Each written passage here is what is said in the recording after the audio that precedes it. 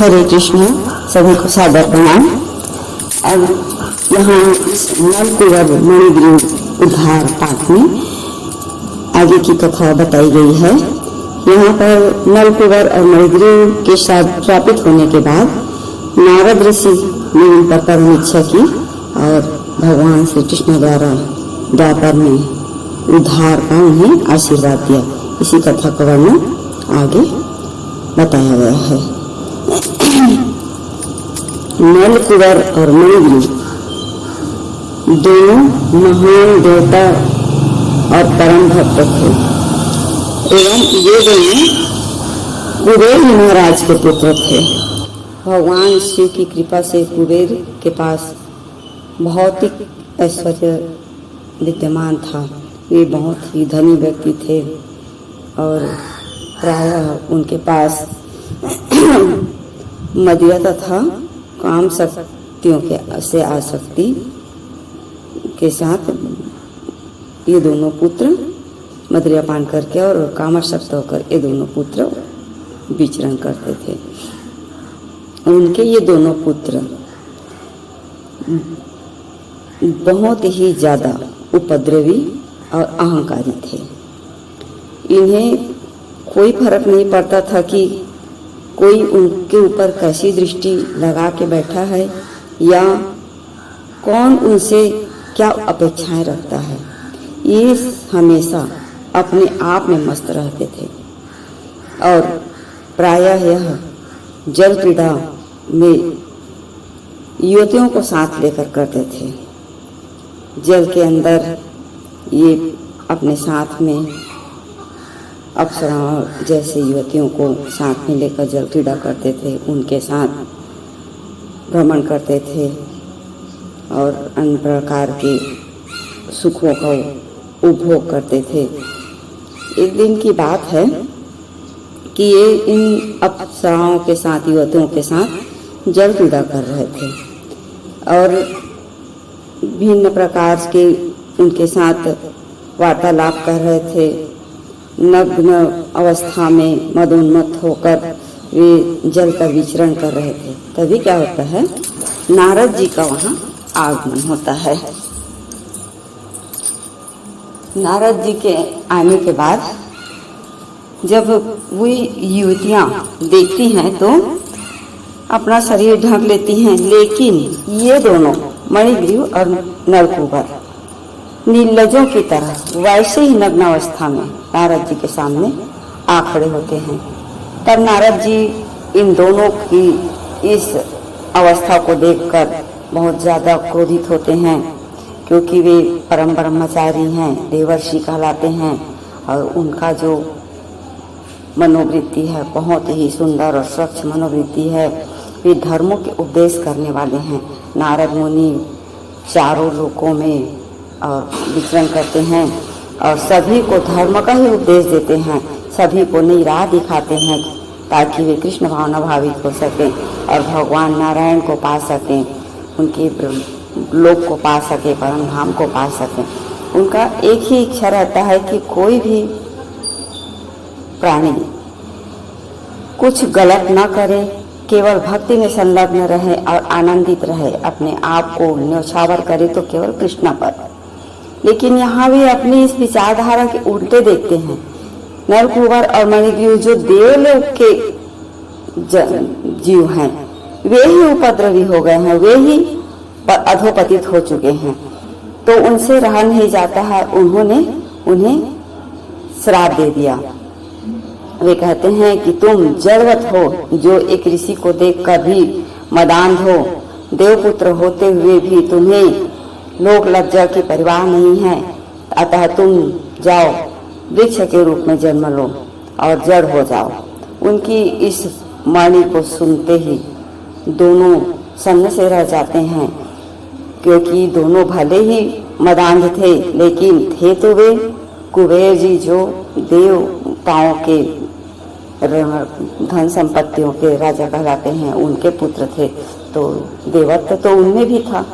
जैसे ही नारद जी का श्राप हुए सुनते हैं वैसे ही वे अब नारद जी के चरणों में साष्टांग गिर पड़ते हैं और कहते हैं कि हमें आपका जो श्राप है स्वीकार है, आपने श्राप देकर हम पर बहुत बड़ी कृपा की है, लेकिन श्राप के उद्धार के लिए हम आपसे याचना करते हैं, आप हमारी याचना स्वीकार कीजिए और हमें श्राप मुक्ति की राह दिखाइए। तब नारद ऋषि बहुत दयालु हैं, उन्हें उन पर दया आ जाती है। उन्हें कहा कि जब भगवान नारायण द्वापर युग में भगवान कृष्ण के रूप में जन्म लेंगे तब आप दोनों का उद्धार होगा। इस तरह मणिग्रीव और नरकुंवर पृथ्वी लोक में आकर पेड़ का, अशोक वृक्ष का रूप में उनकी जन्म होता है। और ये दोनों कई युगों तक इंतजार करते रहते हैं, क्योंकि इन्हें श्राप रामावतार से पहले लगा था और रामावतार में इनकी मुक्ति नहीं बताई नारद ऋषि ने, तो इन्हें कृष्णावतार का इंतजार था। वे अपने भौतिक शरीर पर नहीं थे, लेकिन चैतन्य थे। उन्हें हर पल भगवान नारायण की स्मृति थी। वे हर पल भगवान नारायण से प्रार्थना करते थे कि हे भगवान, आप जल्द ही अवतार लीजिए और हमें इस दुखदायी जीवन से उद्धार कीजिए। हमसे बहुत बड़ा अपराध हो गया है। देवर्षि नारद के हम अपराधी हैं, हमें इस अपराध से मुक्ति दिलाइए। हमेशा ही वे यह कहते रहते थे। इस प्रकार उनका जो देह था श्रापित देह के रूप में, भौतिक शरीर के रूप में पृथ्वी लोक में विद्यमान था। भौतिक जगत में जब मनुष्य आता है फिर वह इस जगत में आसक्त हो जाता है और इस जगत में आसक्त होकर यहाँ का जो माया रूपी भौतिक चीज़ें हैं जिनका हम उपभोग करते हैं उनको हम अपना मानने लगते हैं और उनमें ही सुख सुविधाएं ढूंढने लगते हैं। लेकिन यहाँ की जो भौतिक वस्तुएं हैं हमें सुख सुविधा नहीं, हमें लगता है कि हम सुख सुविधा भोग रहे हैं और सुख से हम रह रहे हैं, लेकिन असली सुख तो भगवान के शरणागत होने में है और वो हमसे हमारे दिमाग से विस्मृत हो जाती है और हम ये भौतिक सुख को ही अपना सुख मानने लगते हैं। उसी तरह हमारा भी जो इस लोक में जन्म हुआ है कुछ अच्छे कुछ बुरे कर्मों का फल है। जिन्होंने बहुत अच्छा कर्म किया है पूर्व जन्म में, वे आज भक्त के रूप में जन्म लिए हैं और कृष्ण भावना भावित होकर भक्ति कर रहे हैं। लेकिन जिन्होंने कुछ दुष्कर्म किए हैं या दुष्कर्म के प्रभाव में जिंदगी जिया है, वे इस मानव योनि में भी आकर अभी पीड़ित हैं, दुष्कर्म ही कर रहे हैं, अपने पापों का यातनाएं भुगत रहे हैं। बाह्य दृष्टि से भले ही वे सुखी नजर आते हों, लेकिन अंदर से वे पाप युक्त हैं, इसलिए दुखी हैं। बड़े बड़े पैसे वाले को ले लीजिए, दिखते भी बहुत सुखी हैं, लेकिन क्या वे सुखी हैं? जरा उनसे जाके पूछिए तो आपको पता चलेगा कि वे सुखी नहीं हैं। और साधु संत जो इस भूमंडल में जन्मे हैं, जिनके पास न धन है न संपत्ति है, वे के पास केवल भगवान नाम संकीर्तन का धन है। वे हमेशा सदैव भगवान नाम संकीर्तन करते हैं। महाप्रभु अपने स्वामी को याद करते हैं और सदैव मग्न रहते हैं और इस तरह वे सर्वथा सुखी रहते हैं। मूर्ख लोग आत्मा और देह को एक मानते हैं और इसी भ्रांति में रहते हैं कि हम यहाँ आए हैं तो हमें यहाँ हर चीज मिल रहा है, हमारी इच्छाएं पूरी हो रही हैं और हम सुखी हैं। लेकिन ऐसा नहीं है, उनकी इच्छाएं पूरी तो हो रही हैं, लेकिन सुख की कोई परिभाषा नहीं है। जिस तरह दुख की कोई परिभाषा नहीं है, उसी तरह सुख की भी कोई परिभाषा नहीं है।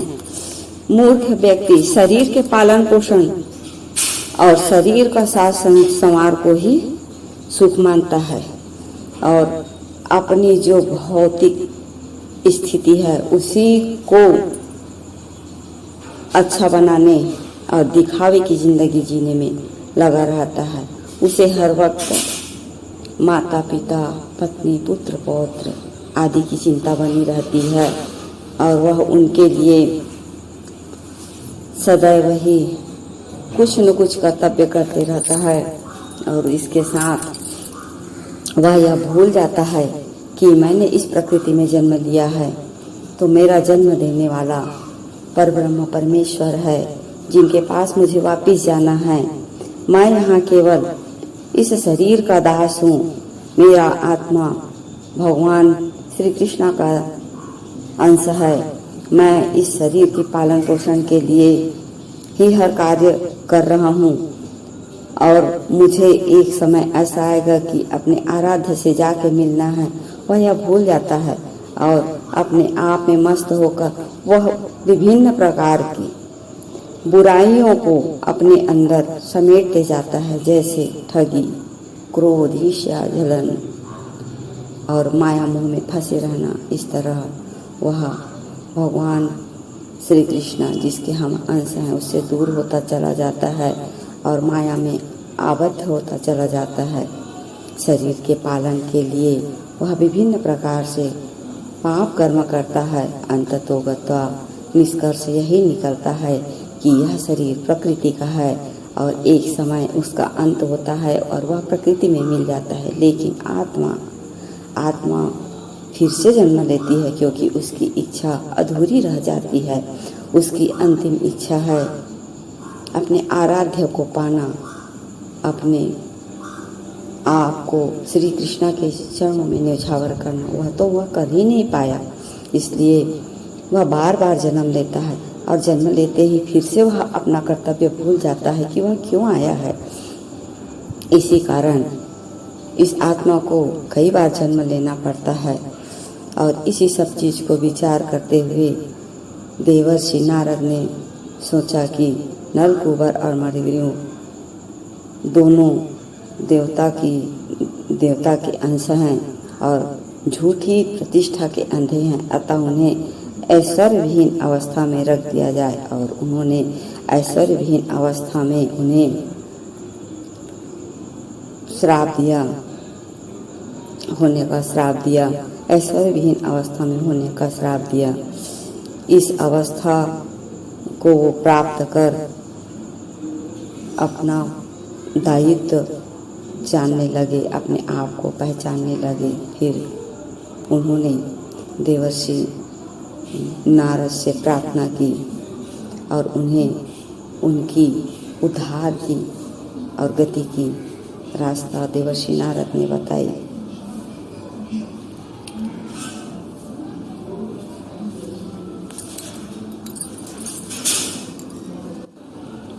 गरीबी और अमीरी की गति इस प्रकृति में विद्यमान है और गरीबी का लाभ और हानि अलग है और अमीरी का लाभ और हानि अलग है।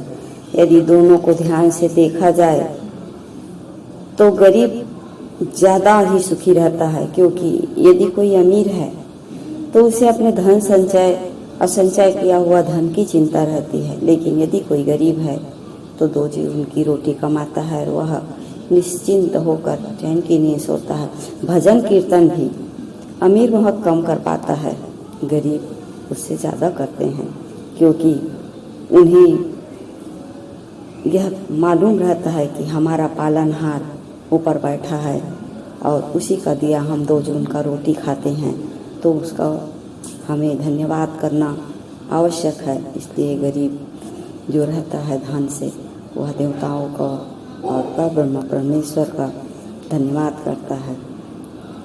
सार रूप में यदि देखा जाए तो धन या धनाढ्य होना कोई बुराई नहीं है, लेकिन यदि हम उस धन का या अपनी धनाढ्यता का दुरुपयोग करते हैं तो केवल उसमें बुराई ही बुराई है। उसी तरह गरीब या गरीबी कोई बुराई नहीं है, लेकिन यदि हम गरीब हैं और अपनी गरीबी को कोसते हैं और सदैव भगवान को कोसते रहते हैं, अपने जन्मदाता को कोसते रहते हैं, तो हम कभी भी उन तक नहीं पहुंच सकते।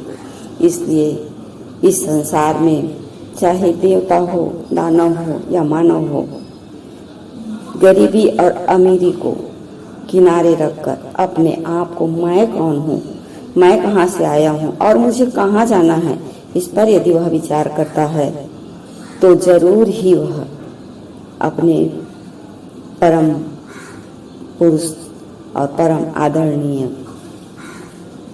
पुरुषोत्तम तक पहुंच सकता है, क्योंकि उसे यह पता रहता है कि जो गरीबी है वह भी एक दिन चला जाएगा और जो अमीरी है वह भी एक दिन जाने वाला है, जो सुख है वह भी नहीं टिकने वाला है और जो दुख है वह भी साथ नहीं रहने वाला है हमेशा, क्योंकि दोनों एक दूसरे के पूरक हैं। एक आता है तो दूसरा जाता है।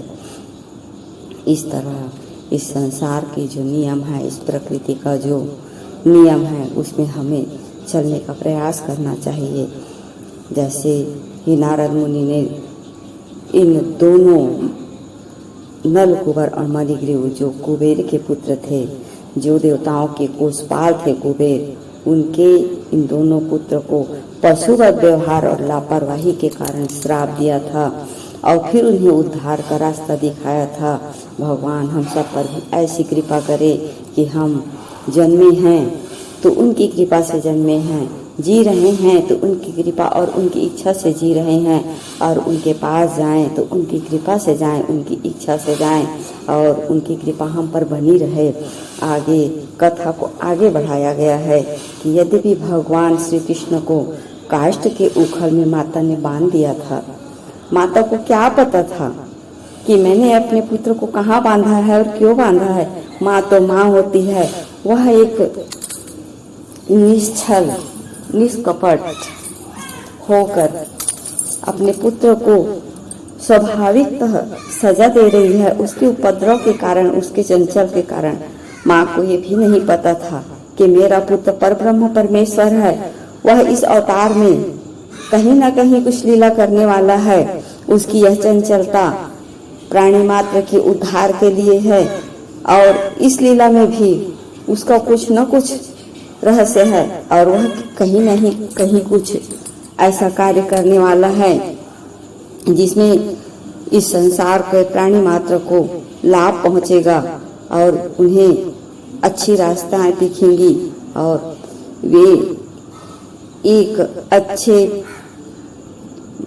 कृष्णमय लीला का दर्शन कर पाएंगे आगे चलकर।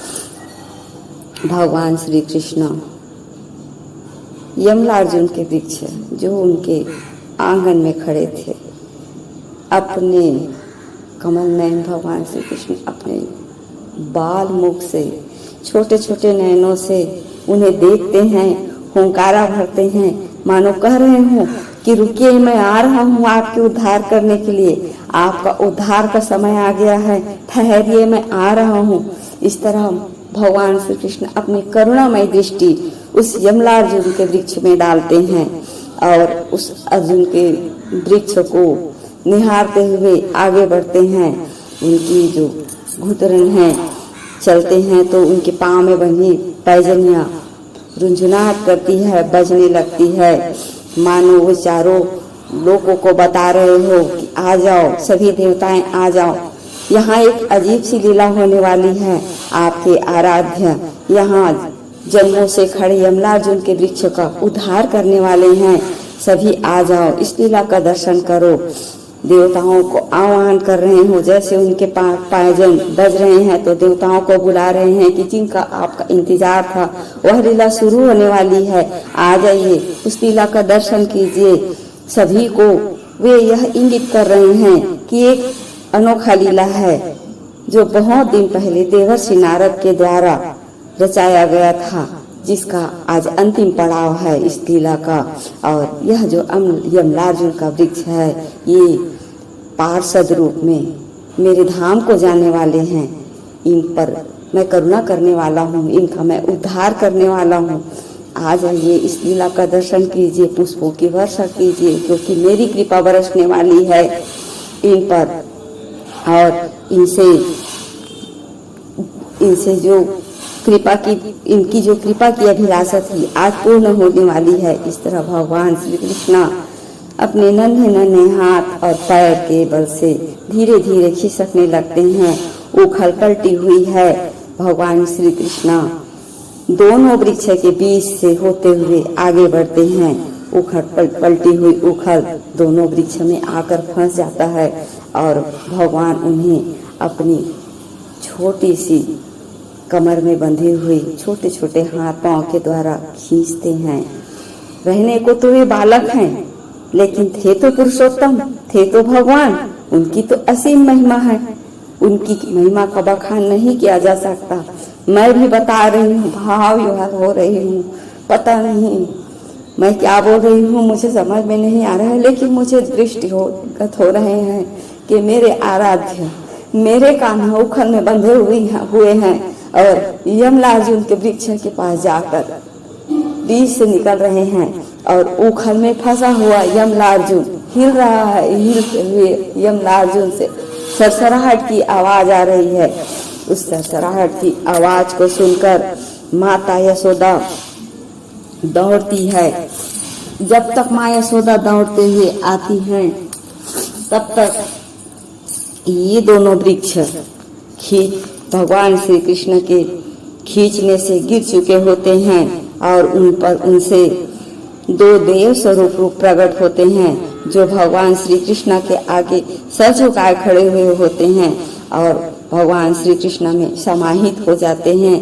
वे विशुद्ध पुरुष बालक श्री कृष्ण के समक्ष उपस्थित होकर नतमस्तक हो जाते हैं, स्तुति करने लगते हैं कि हे कृष्णा, हे योगेश्वर, यदि आप न होते तो हमारा क्या होता। हे विद्वान ब्राह्मण, आप जानते हैं कि इस दृश्य को और इस दृश्य को जगत उन शक्तियों का विस्तार को जगत जानेगा, एक कहानी के माध्यम से जानेगा, लेकिन हमने इसे जिया है और हमने आपको प्रत्यक्ष दर्शन किया है। आपकी शक्तियों का विस्तार पूरी प्रकृति में है, लेकिन हमारा उद्धार आपकी असीम कृपा से हुई है। हे योगेश्वर, हम पर आप कृपा किए, इसके लिए कोटि कोटि धन्यवाद है और आपने हमें अपने चरणों पर स्थान दिया, इसके लिए हम क्या कहें। आपको तो धन्यवाद शब्द बहुत छोटा है आपके लिए। हे प्रभु, आप हमारे ऊपर ऐसी ही कृपा बनाए रखिए। इस तरह कहते हुए वे दोनों ब्रह्म पुरुष उन पर समाहित हो जाते हैं और देवलोक को चले जाते हैं।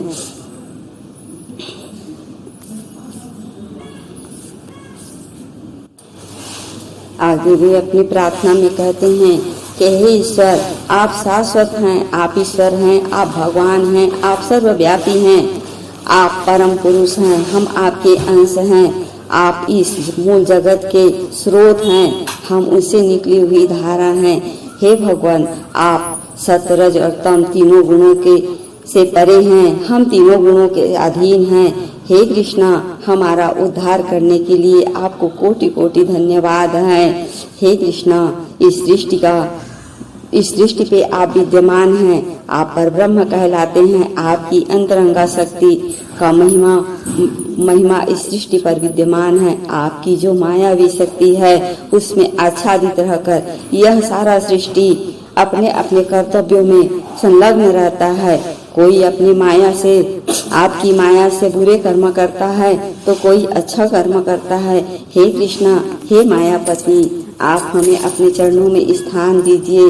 आपका कोटि कोटि धन्यवाद है। हमारे द्वारा की गई इस बुरे कर्म को आपने नकार कर हमें माफ किया है। हे महिमा मंडित पर ब्रह्म परमेश्वर, आपके चरण कमलों में हमारा साष्टांग प्रणाम है। हे कृष्णा, आप हमें अंगीकार कीजिए, अपने आप में विलीन कीजिए। इस प्रकार प्रार्थना करते हुए नल की कुंवर और मणिग्रीव भगवान श्री कृष्ण के शरीर में देखते ही देखते समाहित हो जाते हैं। इधर माता यशोदा आती है, देखती है तो क्या देखती है कि मेरा लल्ला दो बड़े बड़े वृक्ष के बीच में पड़ा है और उसे लगता है कि मेरे लल्ला को चोट पहुंच गई होगी। उसे क्या पता था कि मेरा लल्ला दो वृक्षों के रूप में जो देवता थे नलकूबर और मणिग्रीव, उनका उद्धार किया है मेरे लल्ला ने। उसे तो यह इस लीला का पता ही नहीं था। उसने अपने लल्ला को उठाया, अपने आप को अपने हृदय से लगाया और बहुत प्रकार से अपने आप को कोसने लगी कि मैंने अपने लल्ला को कैसे निर्मोही होकर सजा दिया। मैंने अपने लल्ला को कितने जोर से बांध दिया था उखल में, उसे क्या पता था, उसने बांधा नहीं था। जो परब्रह्म परमेश्वर है, जिसने सारे संसार को बांधा हुआ है, क्या उसे कोई बांध पाएगा? कभी नहीं। माँ यशोदा के प्रेमाश्रु से बंधे भगवान श्री कृष्णा का यह एक लीला था कि उन्होंने अपने आप को माता के द्वारा बंधवाया और उनका इस बंध जाने पर भी एक परम उद्देश्य था, देवर्षि नारद के श्राप को फलीभूत करना और उसके वरदान को सही साबित करना। देवर्षि नारद का दिया गया जो वरदान था मणिग्रीव नलकूबर को कि उद्धार होगा कृष्ण अवतार में, उन्हें सच साबित करना था। इसीलिए उन्होंने अपने आप को माँ यशोदा के हवाले किया और हंसते हंसते उखल में बंध गए। इस तरह माँ यशोदा ने अपने लल्ला को उठाकर अपने सीने से लगाया। भाव विभोर होकर वह रोने लगी कि मैंने अपने लल्ला को इतनी बड़ी सजा दी, इतना छोटा सा कोमल सा मेरा लल्ला है, मैंने यह क्या कर दिया। मैंने अपने लल्ला को बहुत तकलीफ दिए हैं, मैंने अपने लल्ला को बांधकर बहुत ज़्यादा अपराध किया है। लल्ला मुझे क्षमा करना, मैंने तुम पर बहुत बड़ा अपराध किया है, मैंने तुम्हें बहुत ज़्यादा तकलीफ पहुंचाई है। लल्ला मुझे क्षमा करना, अपनी इस माँ को क्षमा करना लल्ला, मैं आज से तुम्हें कभी भी सजा नहीं दूंगी। यह कहते कहते माँ यशोदा रोने लगती है और लल्ला उन्हें चुप कराने लगते हैं, क्योंकि लल्ला को माँ प्रिय है और माँ को लल्ला। माँ यशोदा और कृष्णा का जो आपस का प्रेम है, मातृत्व और बाल प्रेम है, वह इस जगत में अन्यत्र देखने को नहीं मिलेगा, क्योंकि यह जो प्रेम है अनन्य भक्ति का वरदान है। माँ यशोदा भगवान की अनन्य भक्तिनी है और उन्हें वरदान स्वरूप यह प्रेम मिला है। मातृत्व तो सभी में रहती है, हम सब अपने बच्चों पर प्रेम करते हैं, लेकिन जिस तरह माता यशोदा ने प्रेम किया उस तरह का प्रेम हम कभी नहीं कर सकते, क्योंकि हम कभी अपने बच्चों को पीटते हैं तो हमारी गुस्सा हमें उस हद तक ले जाती है कि हमें यह एहसास ही नहीं होता कि हम जिन्हें पीट रहे हैं उसको हमने जन्म दिया है, हमारा संतान है, उसको पीड़ा हो रही है। और जब तक एहसास होता है तो हम पछताते जरूर हैं, लेकिन माँ यशोदा की तरह भावविवल होकर ऐसे हम नहीं कर पाते हैं, क्योंकि माँ होती है, माँ का अंश बच्चे होते हैं और माँ का प्यार ममता कहलाती है। लेकिन माता यशोदा का कृष्ण के प्रति प्यार ममता से भी ऊपर है और उसका जो ममत्व है उसका कोई परिभाषा, कोई तुलना नहीं है। इस तरह यह 10वें अध्याय में नल